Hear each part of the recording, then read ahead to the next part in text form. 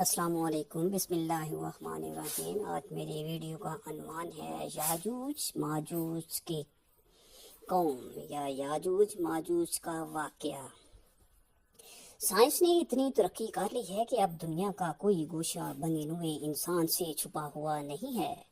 یاجوج ماجوج کی پیش گوئی کے سلسلے میں تحریری روایات کے مطابق یہ دونوں قومیں دیوار کو توڑ کر دنیا میں پھیل جائیں گی، مگر بظاہر کوئی قابل ذکر منطقہ ایسا نہیں جہاں یہ قوم یا قومیں رہتی ہوں۔ کیا یہ ممکن ہے کہ ہماری کتابوں میں صحیح تفاسیر نہ بیان کی گئی ہو اور یاجوج ماجوج بھارتیوں اور چینی قوموں کی شکل میں دنیا میں پھیل چکے ہوں اور قیامت کے قریب تباہیاں پھیلائیں گے؟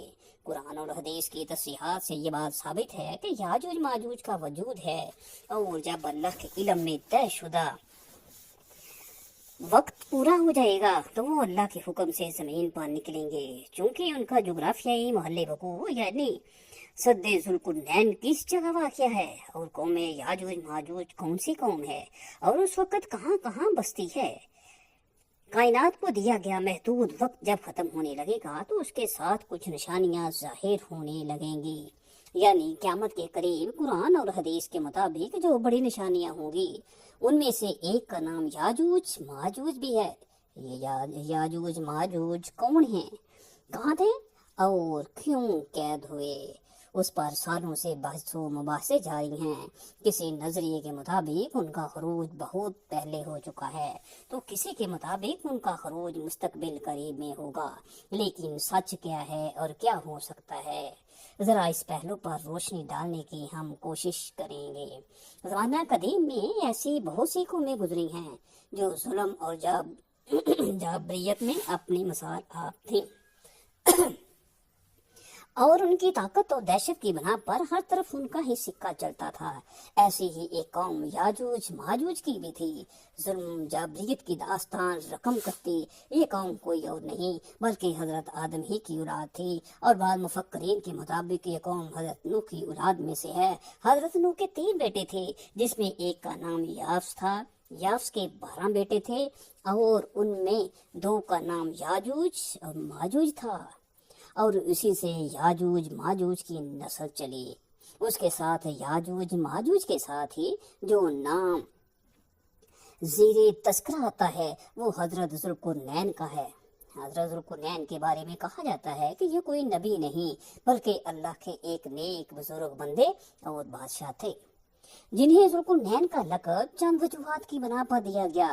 ایک تو یہ کہ وہ زمین کی 2 انتہاؤں میں سفر کیا کرتے تھے، یعنی مشرق اور مغرب کے درمیان، اور بعض کے مطابق یہ لقب روم اور پیرس پر حکمرانی کے سبب دیا گیا، اور طاقتور بادشاہ ہونے کے ناطے دنیا بھر کے بادشاہ ان کے تابع تھے، اور ان کے خالازاد بھائی حضرت خضر ان کے خاص وزیر تھے۔ حضرت ذوالقرنین اکثر حالت سفر میں رہتے اور اسی دوران وہ ایک سلطنت پر پہنچے جہاں ترک آباد تھے۔ یہ سلطنت آرمینیا اور آذربائیجان کی سرحد کے درمیان واقع ہے۔ وہاں 2 پہاڑوں کے درمیان ایک جگہ تھی جس میں ایک قوم آباد تھی جو ترکوں کا قتل عام کیا کرتی تھی اور اپنی شر پسندی اور فتنہ انگیزی کے باعث بہت مشہور تھی۔ یہ قوم بہت سی برائیوں اور شر انگیزیوں کا مجموعہ تھی اور انتہائی طاقتور قوم تھی جس کا مقابلہ کسی کے بس کی بات نہیں تھی۔ یاجوج ماجوج کی اس دنیا میں دوبارہ خروج کی اہمیت کا اندازہ اس بات سے بھی لگایا جا سکتا ہے کہ دجال جو قیامت کی بڑی نشانیوں کا مرکز ہے اس کا تذکرہ قرآن میں کہیں نہیں ملتا، لیکن یاجوج ماجوج کا ذکر قرآن میں تفصیل سے موجود ہے۔ بہرحال ترکوں نے اس قوم کے ظلم اور جابریت سے تنگ آ کر حضرت ذوالقرنین سے درخواست کی کہ وہ ان 2 پہاڑیوں کے درمیان کا راستہ کسی طرح بند کر دیں تو ہم آپ کو اس کا معاوضہ دیں گے، جس کا ذکر قرآن میں یوں بیان ہوا ہے کہ حتیٰ کہ جب وہ 2 دیواروں کے درمیان پہنچا تو ان دونوں کی دوسری طرف ایسی قوم پائی جو کہ بات کو سمجھنے کے قریب بھی نہ تھے۔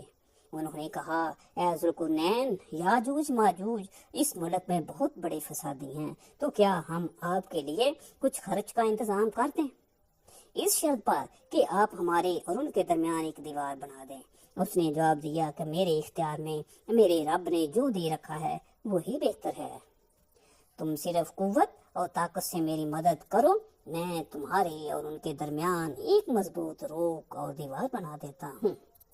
مجھے لوہے کی چادریں لا دو، یہاں تک کہ جب ان دونوں پہاڑوں کے درمیان دیوار برابر کر دی تو حکم دیا کہ تیز آگ جلاؤ۔ جب لوہے کی چادریں آگ ہو گئیں تو فرمایا پگھلا ہوا تانبا لاؤ تاکہ میں اس کے اوپر ڈال دوں، تو ان میں نہ تو اس دیوار پر چڑھنے کی طاقت تھی اور نہ ہی وہ اس میں کوئی سوراخ کر سکتے تھے۔ ذوالقرنین کہنے لگے، یہ میرے رب کی مہربانی ہے، ہاں جب میرے رب کا وعدہ آئے گا تو اسے زمین بوس کر دے گا۔ بے شک میرے رب کا وعدہ سچا اور حق ہے۔ سورۃ الکہف 93-98۔ لیکن حضرت ذوالقرنین نے بغیر کسی معاوضے کے محض اجر و ثواب کی نیت سے اس کام کو کرنے کی رضامندی ظاہر کر دی، اور یہ طے ہوا کہ پہاڑوں کے درمیان راستے کو ایک مضبوط دیوار سے بند کر دیا جائے۔ چنانچہ انہوں نے ترکوں سے کہا کہ وہ مل کر ان کی مدد کریں۔ اس طرح بادشاہ نے پہاڑوں کے درمیان لوہے کے بڑے بڑے ٹکڑے ترتیب سے رکھ دیے اور کہا کہ ان پر آگ جلاؤ۔ جب وہ آگ شروع ہوئی تو اس پر پگھلا ہوا تانبا ڈالا گیا۔ اس طرح ایک ناقابل تسخیر دیوار سامنے آئی جو بالکل کسی پہاڑ کی مانند لگ رہی تھی۔ اس دیوار کی بلندی کے باعث یاجوج ماجوج کے لیے اس پر چڑھنا مشکل ہو گیا، اور مضبوطی کے باعث اس میں سوراخ کرنا یا کھودنا بھی ناممکن تھا۔ اس طرح ذوالقرنین نے اس راستے کو ہمیشہ کے لیے بند کر دیا، اور یوں یہ قوم ہماری دنیا سے ہمیشہ ہمیشہ کے لیے الگ ہو گئی، اور اب ان کا اپنا الگ معاشی نظام اور طرز زندگی ہے۔ اس کے ساتھ ساتھ وہ اس دیوار کو بھی مسلسل توڑنے کی کوشش کرتے رہتے ہیں۔ وہ روز اس دیوار کو توڑنے کے ارادے سے آتے ہیں اور اس میں سوراخ کرنے کی کوشش کرتے ہیں، لیکن جب دیوار میں تھوڑا سوراخ ہونے لگتا ہے تو شام ہو جاتی ہے۔ پھر ان کا سردار ان کو واپس چلنے کا حکم دے دیتا ہے کہ چلو باقی کل کرتے ہیں، اور اگلی صبح تک وہ سوراخ دوبارہ خود ہی بند ہو جاتا ہے، اور قیامت تک ان کی یہی کوشش جاری رہے گی۔ وہ جگہ جہاں یاجوج ماجوج کو قید کیا گیا تھا، اس حوالے سے جغرافیات کے ماہرین اور تحقیق کرنے والوں کا یہ کہنا ہے کہ وہاں ایک سلطنت آباد تھی جس کا نام خزاری تھا۔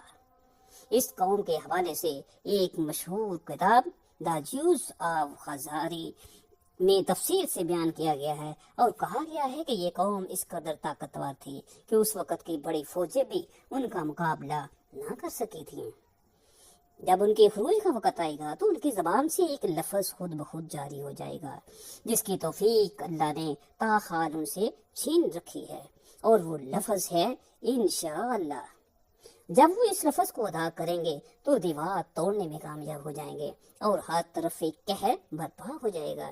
یہ مخلوق خدا کو اپنی شر انگیزی اور فتنہ انگیزی کا نشانہ بنائیں گے۔